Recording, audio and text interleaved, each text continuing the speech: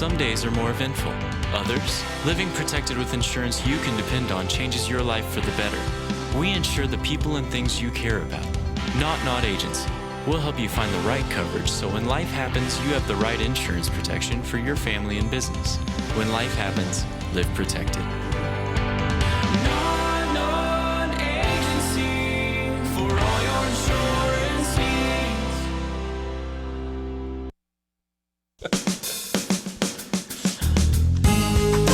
Good morning and welcome to Radio Friends on Tuesday, December the 8th. It's a pleasure to have you with us today, and it's a pleasure to have my next guest here, Vera Massey. Good to have you here, Vera. Oh, it's good to be here. We have done segments together on television and radio for umpteen years now. Umpteen plus. Yeah. Mm-hmm. And you retired from Extension earlier this year, and I thought, oh my, now we're not going to have Vera anymore. But she's back with us, and I'm so glad that you're here. I'm excited to be here. You know, just because you retired doesn't mean that you still don't have a lot to offer to the community, and I'm glad that you decided to come back here. I still have a passion to learn about how to live a healthier, happier life, and as I learn, I like to share with others. Yeah. So today we're going to talk about being healthy and relaxed during the holidays, and sometimes that's not easy to do, is it? Well, you know, the holidays, if you ask people what they want for the holidays, they go, oh, I want to be happy, you know, and have fun. But the reality is, people will say, I am stressed out, anxious, overextended. All these negative emotions get generated, and really, some of them are self-induced. They are, because, and I got to be careful not to talk too much, because we like to talk, right. don't we, Paul? The power of saying no is so important. We can get so overextended during the holidays, and you think that you have to go every place. Just because somebody invites you does not mean that you have to accept that invitation. And sometimes you're concerned about hurting feelings, but you also have to think about yourself. Right. And I think if we can always sort of step back, and if you want to have a calmer, use the word calm, more peaceful, more joyful, more happy holiday season. Relaxing. What is it going to take to get you there? Yeah. And so sometimes it might be delaying saying yes to everything, or maybe changing some of the things that you've done that maybe you decided are not worth the effort any longer. But one of the things that I think we spend a great deal of time on is meeting all these expectations we either set for ourselves. For some of us, they may be fairly high, or expectations we set for others. And that can create a lot of stress. It creates a lot of, which is a negative emotion, it can create a lot of judging that we do when expectations aren't met of ourselves and for others. That generates a lot of negative emotion. And so as we get into the holiday season, I think it would really be helpful if we can do things that generate positive emotions. And one of the things that you can use to generate positive emotion during the holidays and any time of the year is to practice and cultivate being a more grateful person. We have talked about this before, but gratefulness is something that will generate more positive emotion quicker than anything, which helps us be a more resilient person. And being grateful is, you can say we're thankful. We have so much to be grateful for. Don't we? And one of the things that I say, if that doesn't come easy to you, then here's some little tips. One that I used probably 10 years ago that I read about, and perhaps others have done it, is each morning I would write down something on a little piece of paper, what I was thankful for, what I was grateful for, and I put it in a little container. And it was really funny as I was cleaning out my office to retire, because I used to keep a little box at work. I came upon it. It was almost 10 years ago I filled it. And I looked at some of the things that were in it.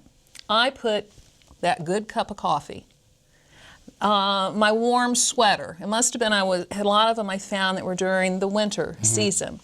And at that time, those are things that seem very insignificant, but they're there with us all the time, that we take for granted. You know, James and I were talking before the show about the weather and how fortunate we've been, but boy, the bad weather's going to hit.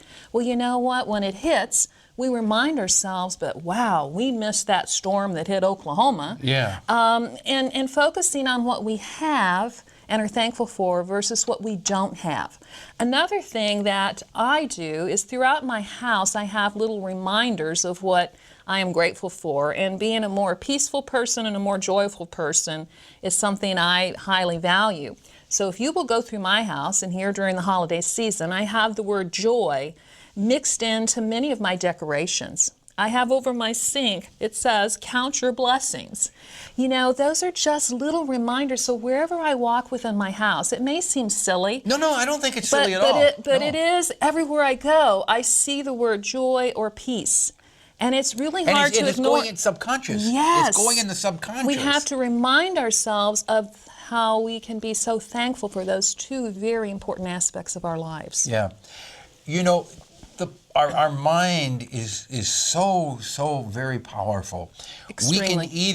We can either get up in the morning and say, I feel lousy today, or get up in the morning and maybe you don't feel top notch, but you say, you know what, I'm going to feel better today. It is possible. Yes, it is in different ways. We all have our challenges and limitations, but we all have so many other aspects that we have forgotten that are still there for us.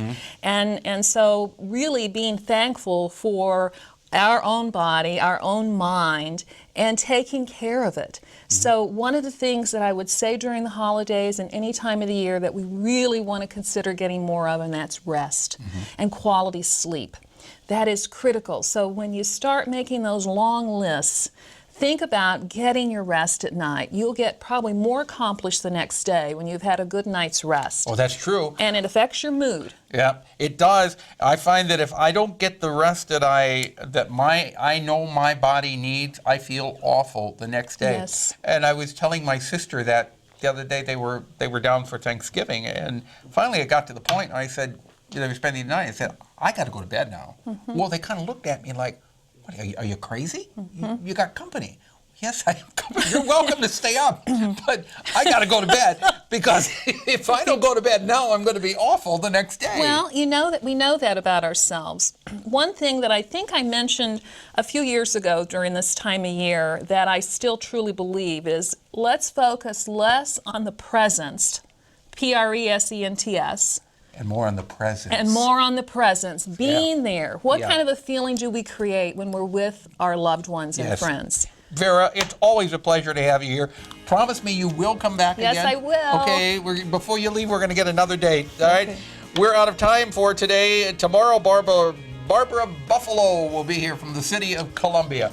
Our program directed by Travis McMillen, Reynolds Journalism Institute Audio, Pat Akers, KBIA, our floor director, Kevin Casson, and our assistant producer and guest coordinator, Uncle James Mauser. And remember, take time for yourself. It is okay to say no sometimes. We'll see you tomorrow. Bye-bye.